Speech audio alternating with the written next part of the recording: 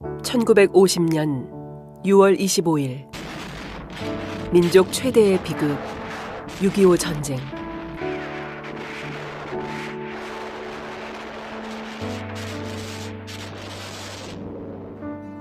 전쟁고와 10만 명, 이산가족 1000만 명. 많은 이들이 사랑하는 아버지, 어머니, 형제들과 헤어져야만 했습니다. 그리고 정전 30년 후 너무나 보고 싶었던 가족, 늘 찾았지만 찾을 수 없었던 가족, 꿈에도 그리던 가족들을 다시 만나게 되었습니다. 감동과 눈물의 상봉. 어렸을 때 있잖아, 이발소집에 맡겨놓고 갔었어요. 예, 맞아요. 날씨가 흐리고요. 예, 맞아요. 오빠! 오빠! 오빠! 이제 죽어도 원하지 없어! 오빠! 헤어지시죠. 우리가 이 땅에서 살아갈 때 가장 소중한 것은 아마도 사랑하는 가족일 것입니다. 하지만 이들과 천국에서 함께 할 수 없다면 어떨까요? 천국에는 이산가족 상봉도 없습니다. 사랑하는 이들과 함께하는 이 시간만이 복음을 전할 수 있는 기회라는 것을 알아야 합니다. 우리가 주님을 만나 이 자리에 있는 것은 우리를 사랑하는 이들이 먼저 손 내밀어 주었기 때문입니다. 더 늦기 전에, 더 늦기 전에, 더 늦기 전에. 전도 지금 시작하세요. 큰 기쁨이고 축복입니까? 여러분, 예수님을 믿어서 행복하시죠? 네, 우리는 예수님을 믿어서 너무너무 행복합니다. 저는 처음에 저희 누님을 통해서 교회라는 것을 처음 알게 됐습니다. 그렇게 교회가 나가기 싫은지요? 지금 가만히 생각해 보면 아마 마귀가 제 어두운 마음을 붙들고 있었던 것 같아요. 그러다 이제 너무 힘드니까, 그래서 이제 교회를 안 나갈 수가 없더라고요. 외롭고 힘들고 교회 종소리가 제 가슴을 타고 내려왔어요. 그래서 제 심장을 두근두근 거리게 만들고 아마 성령께서 제 마음을 움직여 주신 것 같아요. 그래서 이제 교회를 나가서 지금까지 이 자리에 이렇게 있게 되었습니다. 여러분, 우리가 예수님을 믿는 것은 참 놀라운 일입니다. 주님의 은혜가 아니면 우리는 이 자리에 있을 수가 없는 것이죠.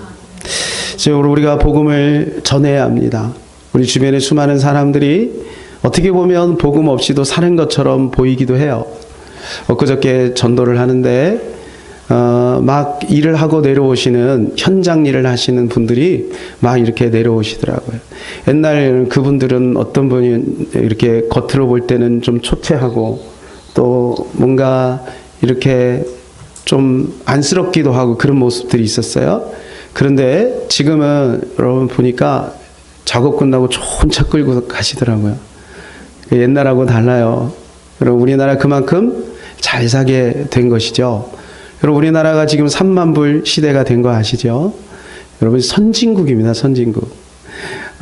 그러나 저는 영적인 입장에서 생각을 해보면 그것이 좋은 것만은 아니라는 생각이 듭니다. 여러분 아시다시피 서구의 수많은 사람들이 교회를 떠나고요. 어떤 분은 자기가 어릴 때 받았던 그 세례 증서를 교회 와서 반납을 해요. 여러분, 이 성경이 사실이 아니고 성경이 소설이라면 그렇게 해도 돼요. 그러나 여러분, 하나님의 말씀은 진리예요. 그리고 반드시 그렇게 돼요. 예수님 오실 날 멀지 않았는데 어떻게 그런 일이 벌어지겠습니까? 지금 먹고 살만한 거지요. 하나님은 없는 것처럼 보이는 거예요. 그래서 그런 거예요. 여러분, 이제 예수님 오실 날 멀지 않았는데 우리가 그때 주님을 우리가 어떻게 맞이할 수 있겠습니까? 먼저 우리가 주님 안에 있어야 되겠고요. 또 우리 주변에 죽어가는 많은 영혼들을 우리는 건져내야 합니다. 오늘 본문에 보면 이 빌립이 굉장히 많은 시련과 또 핍박과 위협 속에서도 복음을 증거하고 있습니다. 초대교회에 지금 핍박과 환난의 바람이 들이닥쳤습니다. 이것으로 인해서 많은 사람들이 이렇게 흩어져 있었는데 그 와중에서 빌립이 사마리아 성에 가서 이제 복음을 전하게 됩니다. 세 가지를 살펴보려고 합니다. 그럼에도 불구하고 전하는 기쁨, 치유와 회복이 일어나는 기쁨, 그리고 성 전체에 임한 큰 기쁨입니다. 첫 번째는 그럼에도 불구하고 전했다는 것입니다. 여러분, 복음을 전하는 것이 쉽지 않습니다. 이건 다 전해보셨죠, 그죠? 네, 얼마나 어렵습니까? 그러나 우리는 그럼에도 불구하고 복음을 증거하고 있습니다. 여러분, 오늘 빌립 집사가요, 지금 얼마나 마음이 착잡하겠습니까? 생각해보면 자기의 동료, 엊그저께 같이 밥 먹고 같이 기도하고 같이 예배드렸던 스데반 집사가 지금 복음을 전하다가 돌에 맞아 죽었어요. 여러분, 얼마나 마음이 아프겠습니까? 그리고 한편으로 얼마나 두렵겠습니까? 자기도 언제 그런 핍박과 환난이 올지 모르기 때문에 그렇겠죠. 여러분은 생각해 보세요. 우리 서울영광교회에서 우리 어떤 집사님이 복음을 전하다가 돌에 맞았대. 네, 돌에 맞았대. 그리고 죽었대. 여러분, 그 소식을 들으면 여러분 마음이 어떻겠습니까? 별로 느낌이 오지 않죠. 왜냐하면 현대에는 그런 일이 있을 수가 거의 없기 때문에. 그런데 여러분, 열심히 복음을 전하는 그 집사님이 남편이 사업이 망했대. 자녀가 이상해졌대. 아니, 전도를 했는데 그런 어려움이 오지? 여러분, 얼마나 많은 사람이 의아심을 갖겠습니까? 괜찮아요, 여러분. 그런 일 없어요. 네, 그런 일이 있을 수도 있겠죠. 그러나 여러분, 빌립은 그런 어려움이 있는데 그럼에도 불구하고 복음을 전했다는 거예요. 사도행전 6장에 보게 되면 초대교회 안수집사 7명이 세워지는 장면이 나옵니다. 5절에서 6절, 7절까지, 6절까지 같이 한번 읽어볼까요? 온 무리가 이 말을 기뻐하여 믿음과 성령이 충만한 사람 스데반과 또 빌립과 브로고로와 니가노로와 디몬과 바메나와 유대계에 입교했던 안디옥 사람 니골라를 택하여 사도들 앞에 세우니 사도들이 기도하고 그들에게 안수하니라. 여러분, 여기에 7 집사가 쭉 나옵니다. 가장 앞에 있는 집사가 스데반 집사예요. 그때 혹시 투표를 했는지는 모르겠어요. 그러나 이제 보통 교회에서 안수 집사나 직분자를 이렇게 뽑게 되면 투표를 해요. 그러면 그 투표의 그 숫자에 따라서 이렇게 순서를 이렇게 정하게 됩니다. 그러면 이제 여기로 말하면 이제 스데반 집사가 이제 가장 앞에 있는 거죠. 그 다음이 어디죠? 빌립인 거예요. 그럼 이제 빌립은 이런 생각이 드는 거예요. 스데반이 죽었으니까 그 다음은 내가 아닐까. 여러분, 이런 생각이 들지 않겠습니까? 여러분, 초대교회는요, 승승장구하는 교회였습니다. 하루에 3,000명씩 돌아옵니다. 하루에 5,000명씩 돌아옵니다. 여러분, 우리 가서 복음을 전했더니 수십 명씩 돌아오고 그러면 얼마나 좋겠습니까? 그리고 그때 이제 교회 지도자에 있는 베드로가 나가서 복음을 증거하면 사람들이 병자가 치유가 됩니다. 귀신이 떠나갑니다. 심지어는 죽은 자까지 살아납니다. 그러니까 여러분, 초대교회의 프라이드가 대단했을 거예요. 야, 내 이 초대교회, 예루살렘 교회 집사된 거 너무너무 잘했다. 참 정말 기쁘다. 아마 이런 마음들이 이 안수 집사님들에게 있었을 거예요. 그런데요, 6장의 말미에 딱 가니까 갑자기 분위기가 확 꺾여버리는 거예요. 정치적으로, 조직적으로 이제는 초대교회를 박해하기 시작하는 것입니다. 사내들인 공의원들이 앞장서서 그 일을 해요. 여러분, 사울이 그런 사람이었어요. 여러분, 이 공의원들이 어떤 사람들입니까? 이 공의원들은 지금으로 말하면 국회의원들입니다. 그러니까 정치인들이 나서서 이제 예수 믿는 사람들을 잡아다 가두고 핍박하고 오늘 스데반이 죽은 것처럼 그렇게 죽이기도 하고 이런 일들이 벌어지기 시작하는 거예요. 여러분 그때 사도들뿐만 아니라 이 집사님들에게도 어마어마한 능력이 나타났던 것 같아요. 그래서 스데반에게 보니까 6장 8절에 이런 능력이 나타납니다. 스데반의 은혜와 권능이 충만하여 큰 기사와 표적을 민간에 행하니. 집사님인데도 사도들이야 당연한 거죠. 근데 집사님들이 나가서 복음을 전했더니 큰 기사와 표적이 막 나타나기 시작합니다. 그뿐만 아니에요. 이 집사님이 설교를 하는데 대단해요. 대단해. 이길 사람이 없어요. 10절에 보니까 다 같이 시작.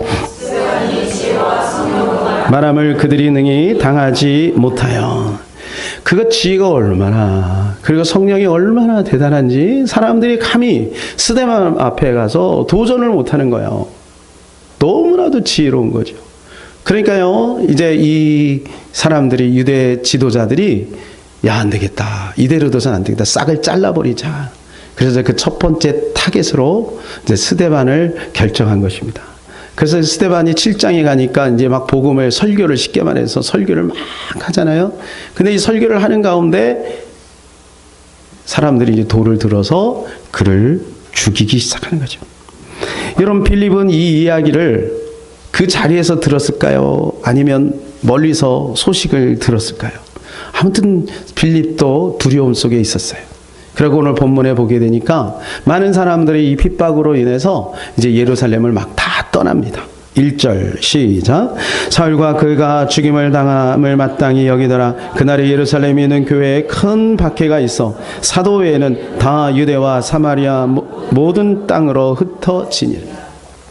사람들이 다 뿔뿔이 흩어지는 거예요. 그러니까 빌립도 마찬가지예요. 빌립도 두려우니까 이제 떠났어요.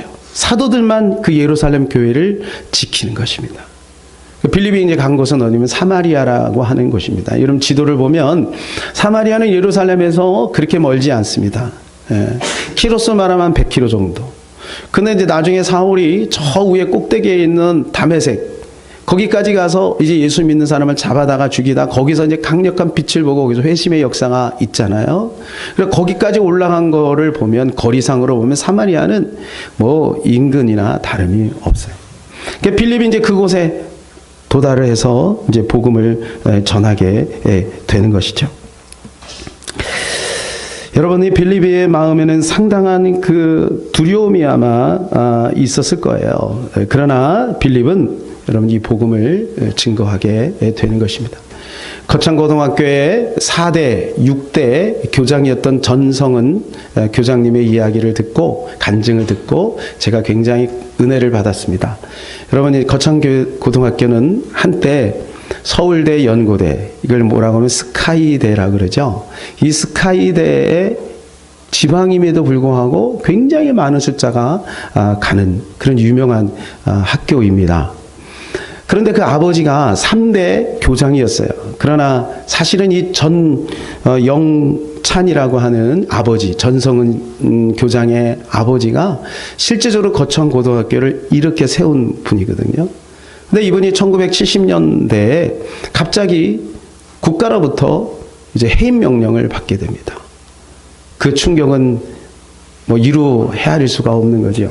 모든 교사들과 그리고 또 전성은 그 아들도 충격을 받았습니다. 그때 이 전성은 이 교장이 나는 이제 예수를 안 믿겠다 이렇게 선언을 해요. 왜냐하면 이유는 뭐냐면 아버지처럼 독실하고 그리고 믿음으로 살고 그렇게 학교를 기독교 가치관으로 세우려고 그렇게 몸부림을 쳤는데 어떻게 하나님께서 그 아버지를 돌봐주지 못하는가. 그런 하나님이라면 나는 안 믿겠다는 거예요. 자기 자신은 아버지에 비하면 세 별의 피인데 내 소중한 인생을 이렇게 정말 보장이 없는 것에 내가 낭비할 수 없다. 어떻게 보면 굉장히 똑똑한 결단일 수도 있겠어요. 예. 그가 이렇게 고백을 합니다. 하나님 미안합니다. 저는 하나님의 존재를 부인하지 않고 당신 아들이 저 대신 십자가의 고통을 당한 것도 압니다. 그렇지만 죄송합니다. 이제 그만 헤어져야 되겠습니다. 당신밖에 모르고 살아온 우리 아버지를 지켜주지 않는 당신을 저는 용서할 수가 없습니다. 여러분 이 전성은이 청년이 여러분 나이가 어느 정도 했을까요? 적어도 이제 대학교를 졸업하고 그리고 이제 왔어요. 그러면 중간에 군대도 갔다 왔겠고 뭐 이런 거 저렇게 하면 최소한 20대 후반에서 30대 초반 정도 되지 않았을까 짐작이 됩니다. 여러분 그 나이에 어릴 때부터 신앙생활을 열심히 했었는데 하루아침에 나 하나님하고 헤어져야 되겠다 이런 마음을 갖게 된 거예요. 여러분 얼마나 고통스러웠겠습니까? 여러분 우리도 신앙생활 하다 보면요 때로 이런 일이 있어요. 나름대로 열심히 합니다. 여러분 우리 부모님을 보면 그렇잖아요. 또 나도 그래요. 나도 나름대로 어릴 때부터 열심히 신앙생활을 했어요. 근데 이렇게 어려움이 계속해서 밀려오냐고요. 그러니까 마음에 이런 좌절스러운 마음이 생길 수도 있겠죠. 그런데 이 전영창 아버지는요 이제 다음에 거창고등학교에 신입생들을 모집하기 위해서 새벽마다 교사들과 함께 기도회를 열었어요. 그때는 거창고등학교가 유명한 학교가 아니었기 때문에 이제 학생들 모집에 사활을 걸어야 되는 그런 상황이었거든요. 그래서 이제 새벽마다 모여서 이제 기도회를 하는데 이 전성은이가 안 나가는 거예요. 오늘 아버지가 부릅니다. 성은아, 성은아, 네가 아들 된 네가 나오지 않는데 내가 어떻게 다른 교사들 보고 나오라고 할 수 있겠니? 전성은은 마음에 갈등이 오는 거야. 나 이제 예수 안 믿기로 했는데 내가 새벽 기도에 나가야 돼? 밤새 고민을 하다가 아버지가 너무 간곡하게 부탁을 하니 어쩔 수 없이 그 다음날 아침 일찍 일어나서 새벽 예배를 나갑니다. 모처럼 이제 새벽 예배를 나온 걸 기뻐해서 그런지 아버지가 그 아들에게 대표 기도를 시켰어요. 너무 힘든 거죠. 너무 아직 마음 정리도 안 됐는데 그럼 기도해야 되잖아요. 그래서 기도를 합니다. 하나님 아버지. 그리고 아무 말도 못했어요. 그냥 눈물만 툭툭툭툭 흘리는 거예요. 그리고 예수님의 이름으로 기도합니다. 그렇게 끝냈어요. 근데 그 다음날 또 다른 교사가 이제 또 대표 기도를 할 거 아닙니까? 근데 그 교사도 똑같이 하나님 아버지. 그리고 아무 말도 못하고 또 예수님의 이름으로 기도합니다. 또 그 다음 다른 교사도 마찬가지로 그렇게 해요. 여러분 이런 은혜, 이런 분위기 아시겠죠? 말이 필요 없죠. 뭐 하나님의 은혜가 폭포수처럼 임하는 거예요. 여러분 그의 작은 결단 하나를 모든 교사들이 아는 거죠. 그의 아픔을. 그리고 나서 이제 하나님께서 이 거창고등학교를 일으켜 세워주시고 그리고 4대, 6대 이제 교장으로 또 이렇게 재임하는 영광을 얻게 되었다. 이제 그런 이야기입니다. 여러분 우리가 복음을 전할 때 꼭 죽을 각오를 가지고 전하지 않아도 됩니다. 모든 여건과 환경이 다 되었기 때문에 하나님의 은혜가 막 우리 가운데 막 넘쳐가지고 그래서 전하는 것 아니에요. 때로는 마지못해서 전하고 때로는 교회 프로그램이 있으니까 그냥 마지못해서 전하고 그냥 목사님이 하라고 하니까 그냥 전하고 여러분 근데 놀라운 일은 뭐냐면 여러분 그 가운데 하나님의 영광이 임하게 되는 것입니다. 여러분 이 빌립이요 그 사마리아 성에 가서 복음을 이렇게 전하는데 가자마자 기쁨으로 막 전했을까요? 아니면 무서워서 다락방에 숨었다가 어떡하지 에이 모르겠다 그러면서 나가서 복음을 전했을까요? 그건 몰라요. 그 나중에 천국 가서 여러분이 물어보세요. 그러나 여러분 어쨌든 빌립은 복음을 전한 거예요. 전하였더니 여러분 어떻게 돼요? 그 성에 큰 기쁨이 임하게 되는 것입니다. 두 번째는 전하였더니 치유와 회복이 일어나게 되었습니다. 5절에 7절입니다. 시작. 빌립이 사마리아 성에 내려가 그리스도를 백성에게 전파하니 무리가 빌립의 말도 듣고 행하는 표적도 보고 마음으로 그가 하는 말을 따르더라. 많은 사람에게 붙었던 더러운 귀신들이 크게 소리를 지르며 나가고 또 많은 중풍병자와 못 걷는 사람이 나으니 여러분 참으로 놀라운 일입니다. 그냥 가서 그리스도를 전했을 뿐이에요. 5절에 보니까 그리스도를 전했는데 여러분 표적이 나타나는 거예요. 그리고 귀신이 떠나가는 거예요. 중풍병자가 치료되는 거예요. 못 걷는 사람이 걷게 되는 거예요. 여러분 어디 가서 이런 명연설을 들었는데 거기 이런 역사가 나타납니까? 여러분 어디 뭐 대단한 콘서트에 갔더니 여러분 이런 일이 생깁니까? 여러분 우리가 그리스도를 영접하고 그리스도를 만나게 되면 여러분 우리 가운데 이런 변화가 있어요. 여기 있는 우리 모든 성도들이 다 증인입니다. 여러분 한 사람 한 사람에게 예수 그리스도로 말미암아 얼마나 많은 변화가 있습니까? 예? 얼마나 많은 간증거리가 있습니까? 여러분 예수 그리스도는 바로 능력인 것입니다. 저는 예수님을 만나고 많은 변화가 있었지만 특별히 마음의 병들을 많이 치료받았습니다.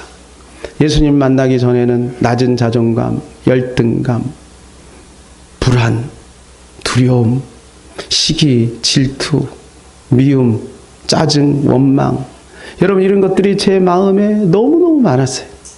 그런데 예수님 믿고 나니까 여러분 이런 것들이 하나하나 정리가 되는 거예요. 특별히 이 불안이 참 많았던 것 같아요. 왜 이렇게 불안한지 모르겠어요.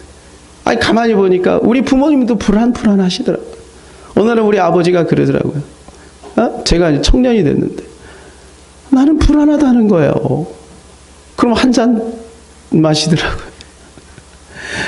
여러분 하이데커가 그랬어요. 우리 인간은 태어나면서 죽을 때까지 존재론적 불안이 있다는 거예요. 불안하지 않은 사람은 없는 거예요. 다 불안해요. 근데 여러분 예수님을 만나고 나니까 그 불안이 어디서 왔는지를 알게 되는 거예요.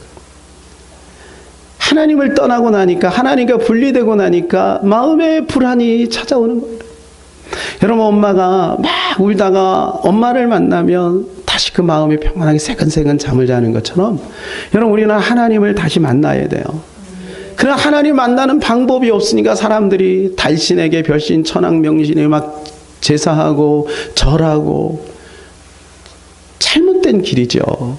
그러나 우리는 정확하게 하나님을 만나는 길을 만난 거예요. 그분이 바로 예수 그리스도예요. 예수님을 만나고 나니까 우리 마음에 불안을 다스릴 수 있는 힘이 생기고 오히려 그 불안이 에너지가 되어서 여러분 우리에게 긍정적으로 작용하는 것들을 우리가 알게 되는 거예요. 이 불안을 잘 이용할 수 있는 힘이 우리 가운데 생기게 되는 것이죠. 많은 사람이 불안 때문에 술, 도박, 마약, 중독 여러분 이곳 빠져요. 마귀는요 이 불안을 이용하는 거예요. 그래서 이 불안을 이용해 가지고 사람들을 자기 종노릇 시키는 거죠. 그리고 잘못된 것에 더 심취하게 만드는 것 아니겠습니까? 불안한 사람은 자꾸 싸우게 되어 있습니다. 불안한 사람은 뭔가에 자꾸 이렇게 탐닉하게 되어 있는 것입니다. 여러분 예수님을 만나보세요. 그러면 진정한 평안이 하늘로부터 우리에게 주어지게 되어 있습니다. 이 시간에 우리 짧은 영상인데요. 한번 보도록 하겠습니다.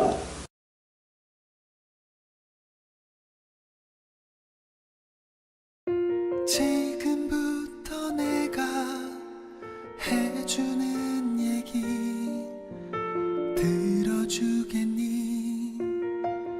믿어주겠니? 옛날 어느 나라에 함께 살았던 왕자와 왕의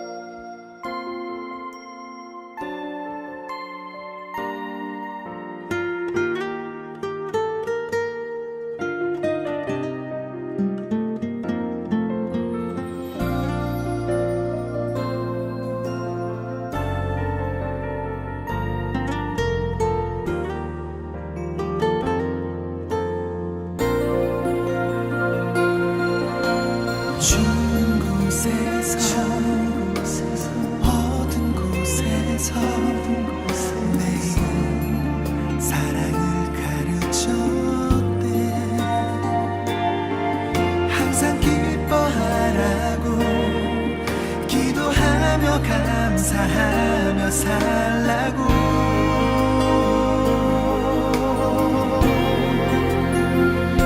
그러던 어느 날이었지 어리석은 백성들이 그만 왕자님을 해치고야만 거야 하늘도 울고 세상도 울었지만 왕자님은 기도했대 저들을 용서하라고 그제서야 모두 알았지 우릴 위해 이곳에 오신 건 우리를 위해 눈물을 흘리셨던 것 그분의 사랑 그 위대하신 사랑을 배우고 다시 오실 그날을 기다렸는데 또 시간은 점점 흐르고 그 기억은 멀어져 가면서 우리들은 다시 잊어가나 봐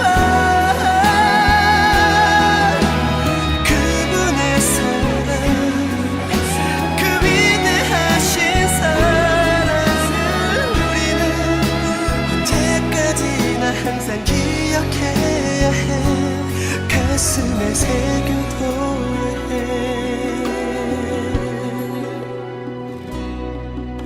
세상에서 가장 귀한 이야기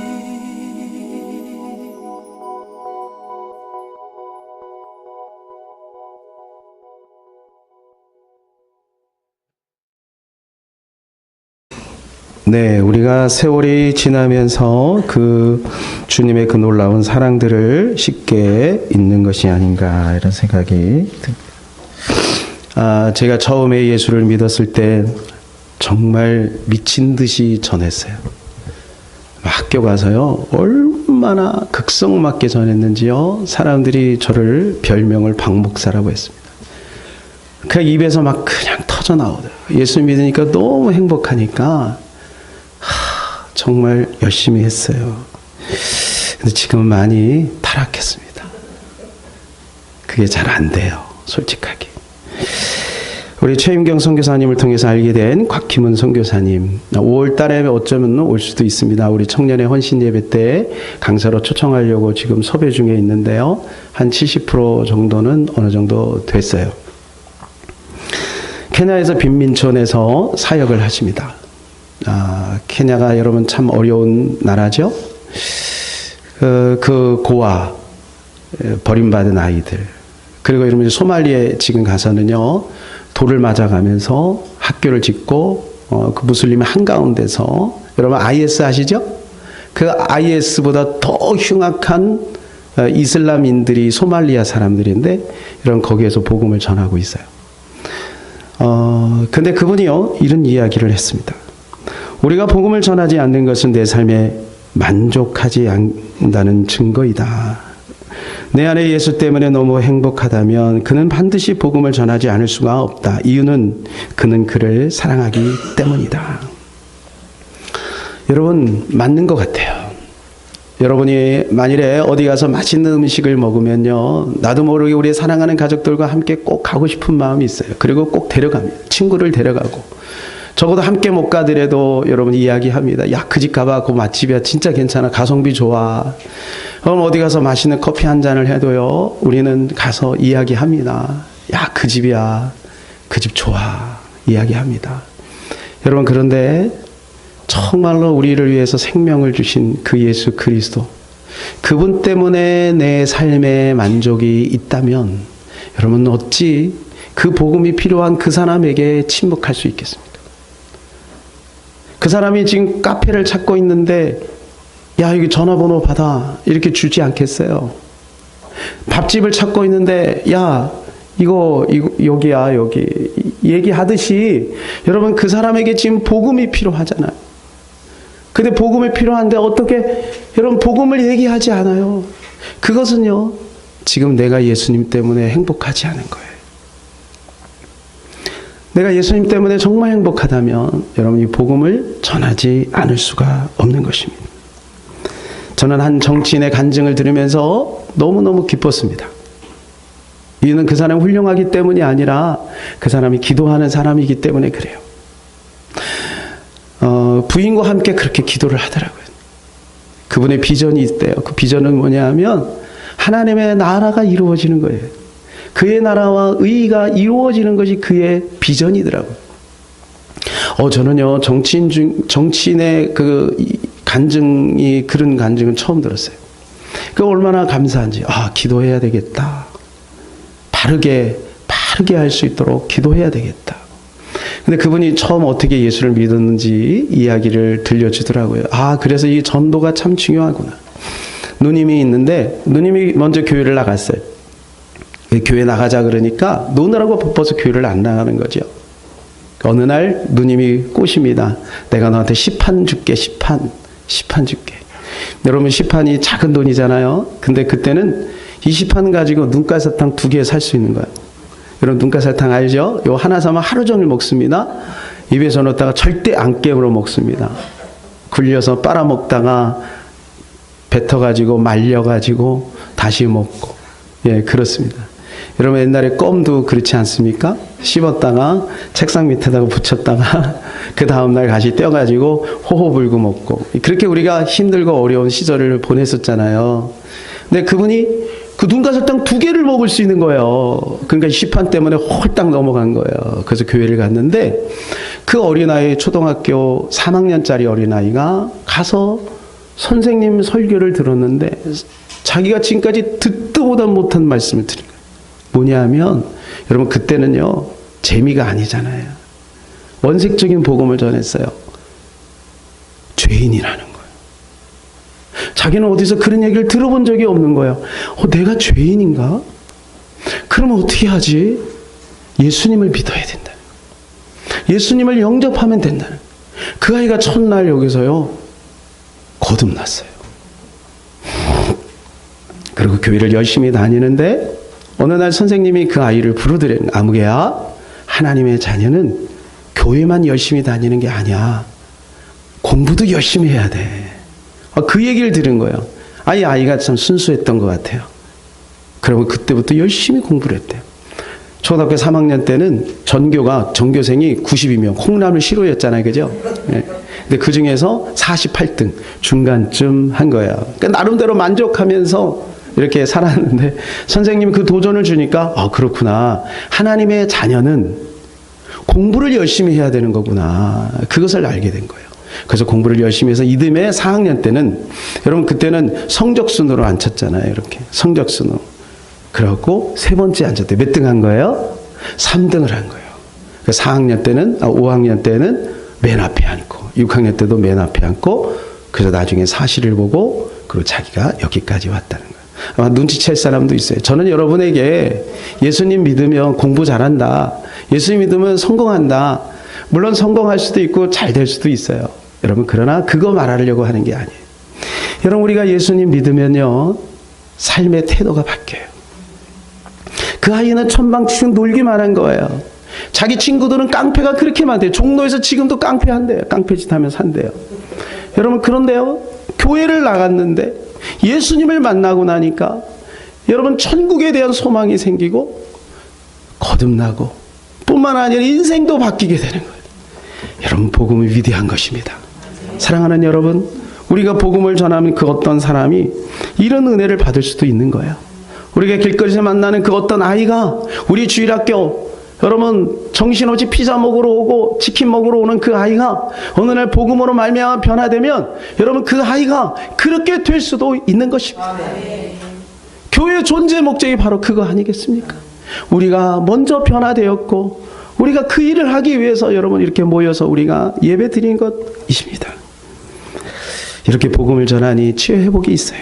마지막으로 복음을 받았더니 그 성에 큰 기쁨이 생깁니다. 8절 다 같이 읽겠습니다. 시작. 그 성에 큰 기쁨이 있더라. 여러분, 저는 이 말씀을 들으면서 굉장히 큰 도전을 받았습니다. 그 성에 큰 기쁨이 있더라. 여러분, 빌립이 가서 사마리아 성에서 복음을 전했는데 그 성에 있는 사람이 다 복음을 받은 게 아니에요. 몇 사람에게 여러분 이 복음이 임한 거예요. 여러분 복음은 그 능력이 있는 것입니다. 그래서 마태복음 13장에 보게 되면 여러분 복음은 겨자씨와 같아요. 그것이 처음에 심겨질 때는 너무나도 작아요.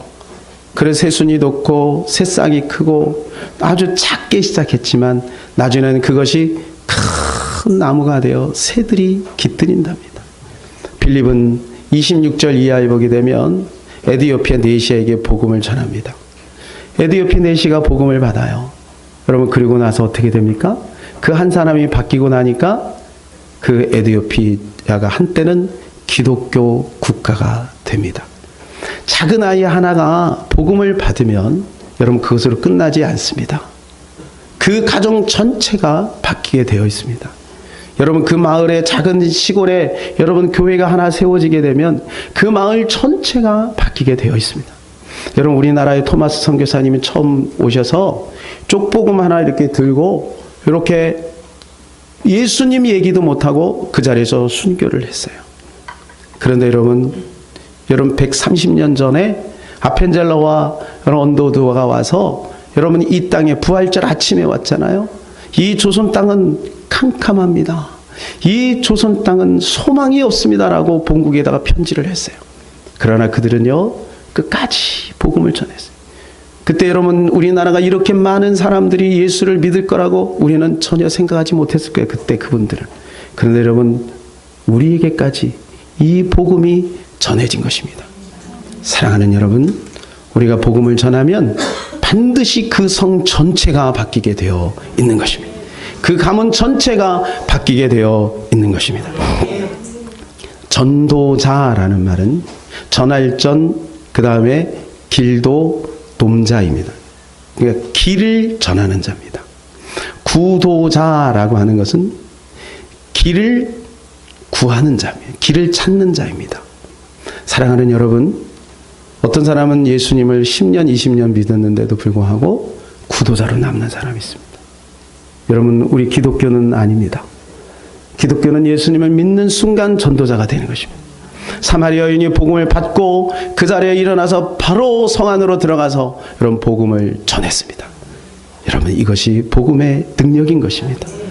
여러분 우리는 구도자로 남을 것입니까? 아니면 전도자가 될 것입니까? 마지막으로 마태복음 18장 12절에서 13절에 있는 말씀을 같이 큰 소리로 한번 읽고요. 말씀을 맺겠습니다. 시작.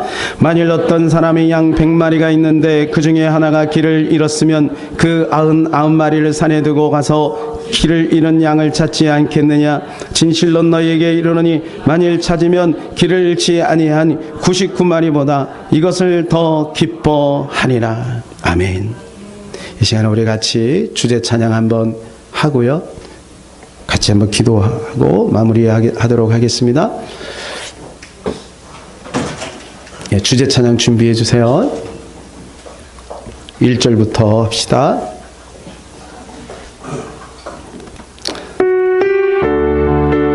우리 박수 치면서 찬양합니다. 갈릴리 마을 숲속에서 주님 그여 한 제자 다시 만나시사 마지막 그들에게 말씀하시기를 너희들을 따라서 세상으로 가서 제자 삼으라. 세상 많은 사람들을 세상 모든 영혼들에게 달려가니 가서 제자 삼으라. 나의 길을 가르치라. 내가 너희와 항상 함께하리라. 난 서울 동장 그 산도동에서 주님 그 영광 제자 다시 만나시사 4월 28일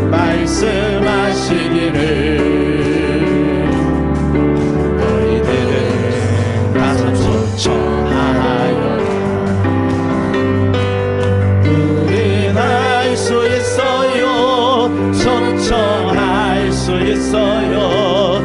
이은 모든 영혼이 내게 달려나니 가서 전도할래요.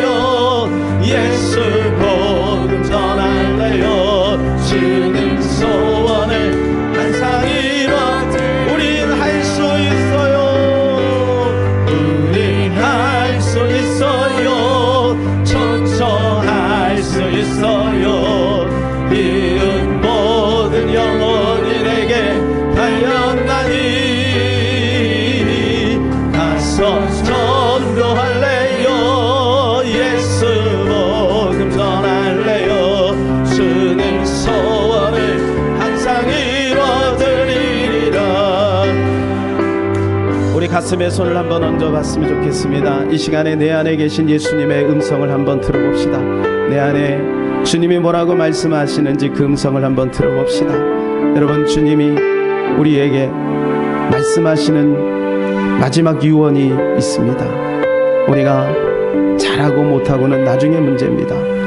그러나 우리가 하려고 할 때 하나님이 우리에게 능력과 지혜를 허락해 주실 것입니다. 이 시간 우리 한번 간절히 하나님 앞에 기도하면서 나가기를 원합니다. 기도하겠습니다. 하나님 아버지 감사합니다. 주님, 온전히 주님의 말씀과 은혜 속에서 우리가 예수 그리스도를 누리기를 원합니다. 예수님이 내 안에 계시고 예수님과 함께함을 감사합니다. 이미 하나님께서 베푸신 그 놀라운 사랑과 은혜 우리가 하나님 마음속에 깊이 새기면서 하나님 아버지 감사하며 살기를 원합니다. 하나님 아버지, 참으로 때를 얻던지 못 얻던지 모르겠지만 많은 영혼들이 고통 속에서, 많은 영혼들이 아픔 속에서, 많은 영혼들이 하나님 아버지 세상으로 하나님이 찾으려고 하나님이 방황하고 있습니다. 우리에게 이 복음을 전할 수 있는 능력을 허락하여 하나님 우리에게 예수 생명을 전할 수 있는 능력을 가지시고 도와주시옵소서. 하나님 감사합니다.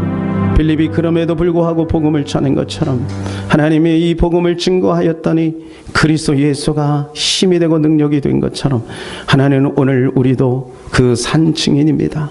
하나님 우리에게 오신 예수여, 오늘 하나님 아버지 우리를 통하여 죽어가는 많은 영혼들을 주님께로 인도하기를 원합니다. 우리 사랑하는 귀한 성도들 전도자로 써 주시옵소서. 하나님이 축복하여 주시옵소서. 감사를 드리며 우리 주 예수 그리스도의 이름으로 기도하옵나이다. 아멘.